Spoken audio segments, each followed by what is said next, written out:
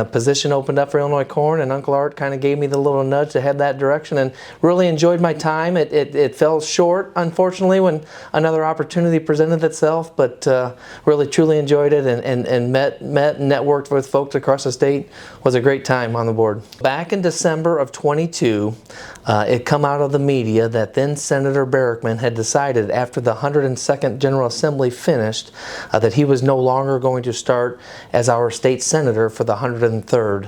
So that opened up his spot there. Then Representative Bennett, along with 4 others, put their name in the hat to become the 53rd senator. On the 7th of January, Representative Bennett then turned to Senate Bennett as he ascended to the Senate, opened up our House race for the 106th. Have been heavily involved in politics. I was a road commissioner for 2 terms back in the early 2000s. January of 2015, I was appointed onto the Livingston County Board, where I served as Ag and Zoning Chair, served as Highway Committee Chair, and then Vice Chair for just over 3 years. Just giving back to the folks of Livingston County. The spot opened up for the 106th District. I've always had aspirations to potentially come down to Springfield to represent the folks in my district. Jumped at the chance. 7 of us interviewed on the 4th of February, and I was one fortunate enough to be chosen. So started here on my first day, February 7th, and it's kind of been a whirlwind ever since. There was 2 things that I was able to get passed in the spring sessions, was pretty exciting for a freshman legislator, but Senate Bill 2325, it had to do with the soil and water conservation districts that come across from the Senate side. Senator Kaler passed it on the Senate.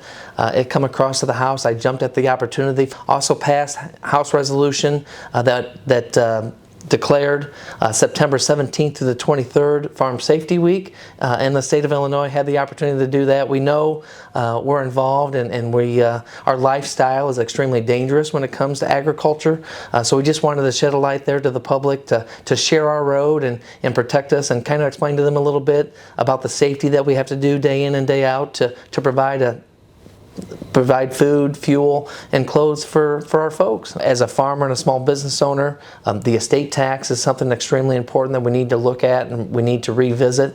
I haven't had the opportunity to do that yet. Hopeful in 2024 we can get that done.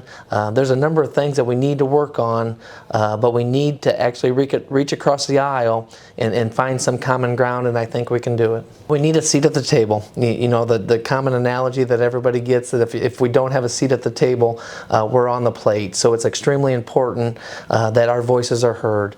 You know, all of the organizations that I've worked with over the last 2 decades have done a fantastic job of getting the message out to their members.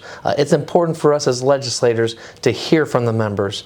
You know, our offices are inundated with lobbyists and paid consultants to come in and tell us, but the conversations that I really enjoy are my constituents that come and talk to issues with me, whether it be about education, agriculture, energy. If I can hear firsthand from my constituents themselves, it weighs a lot heavier than the lobbyists coming in and getting paid to say what they say. So it's important to get involved and stay involved, and you've got to be politically active, or we're not going to get anything done, or we're always going to be target on our back, so to speak.